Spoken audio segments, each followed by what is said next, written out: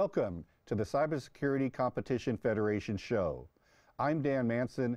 I teach computer information systems at Cal Poly Pomona and serve as principal investigator for a National Science Foundation grant to help form an umbrella organization over cybersecurity competitions.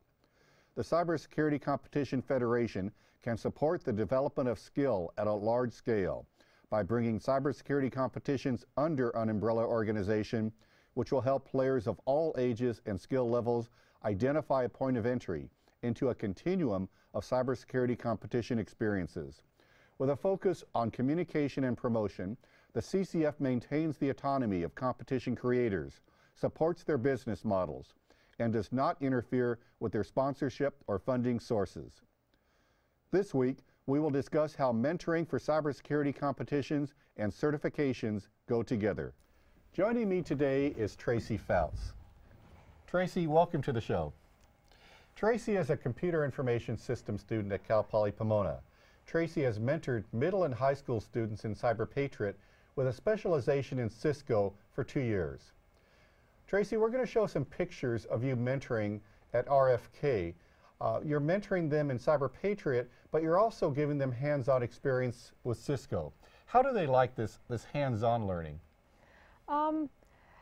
They definitely enjoyed it. I think this lab was actually their favorite part of the program because they just kind of got to play with it, and they kept messing it up. So it's like it started to become a joke that it's like, oh God, I did it wrong again.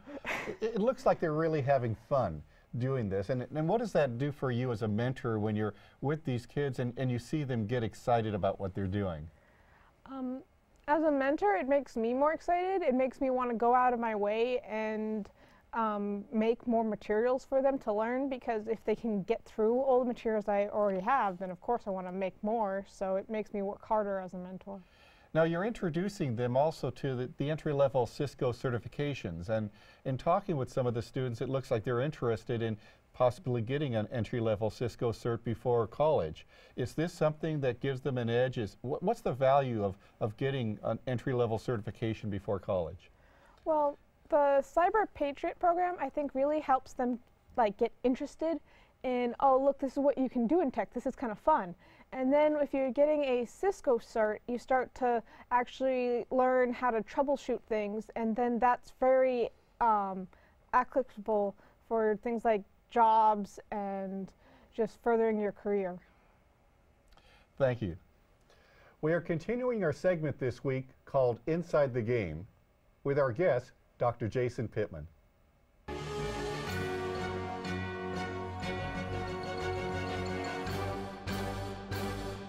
Jason, welcome back. Thanks, Dan.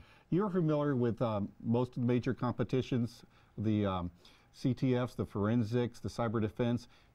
How did this start? Did it begin with war games? Do you want to play a game? In fact, it did. The first iteration of competitions we had were called war games. They were simple systems put on the internet, and individuals working either individually or in informal teams could scan those systems, find little flags, and solve little puzzles. They were called war games. And then in the 1990s, DEF CON started, and the DEF CON Capture the Flag competition, which I think continues to be one of the premier cybersecurity competitions today. How does someone play the DEF CON CTF? What skills do they need? How does it work? It demands a high level of skill.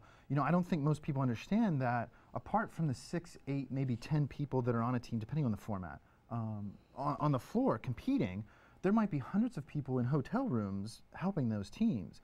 And it requires a lot of skill in a lot of different areas. And this is an around-the-clock competition that takes several days? It takes several days. They typically close the room at night, but you can be rest assured the teams are still playing.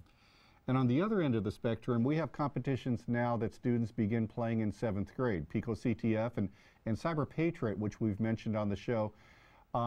This is really a cool way for kids to start getting hands on cybersecurity skills. But to play a cyber defense competition takes a lot of skill, doesn't it? It absolutely does. And you know, CyberPatriot and Pico are great examples of how to get started. It's the spectrum of A to B. All these students will end up being professionals in technology. And the skills they develop in CyberPatriot, Pico, the early defensive type competitions translate perfectly down the road. So in order to harden an operating system, in order to really know that you're securing a computer, that's a very valuable skill to learn, and especially in a competitive environment. It is, and you see people making the transition from video gaming to cyber competitions. So let's talk for a minute about that. We know that millions and millions of kids play video games all the time, but there are some skills in video games that apply to cyber competitions? Sure. You know, in video game design, things like quest, object, and goal-oriented behavior are what create the fun. And we see those things being incorporated more and more into competitions. Great. And for kids who want to find out about competitions, it's becoming easier. There are more competitions available to play today. The number of teams, 2,200 teams playing CyberPatriot this year, over 3,000 teams playing Pico CTF. And how will kids know about these competitions, and where do you think we're going? Are we going to have weekend games, pickup games? Will kids be able to really be able to pick and choose their competitions? Absolutely. In fact, I know this is usually your territory, Dan, but I'll make a prediction this week. I think within the next 12 months, we'll see enough cyber competitions cropping up that anybody that wants to play could play every weekend. Fantastic. Thank you, Jason. Thanks, Dan.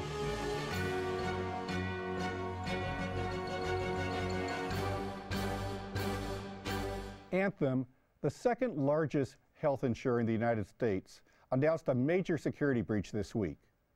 One of the reasons that we get these breaches is that our adversaries know how to develop talent to do us harm. Cybersecurity competitions develop talent that will do good for us. CyberFed.org, the one-stop shopping place for cybersecurity competitions, is a place where you can look at a calendar of upcoming competitions. You can find a competition that you're interested in, and you can register your competition. We want your competitions to get visibility because we know that cybersecurity competitions make a difference. We can develop the good guys to compete with bad guys that attack us. This is Dan Manson. See you next week.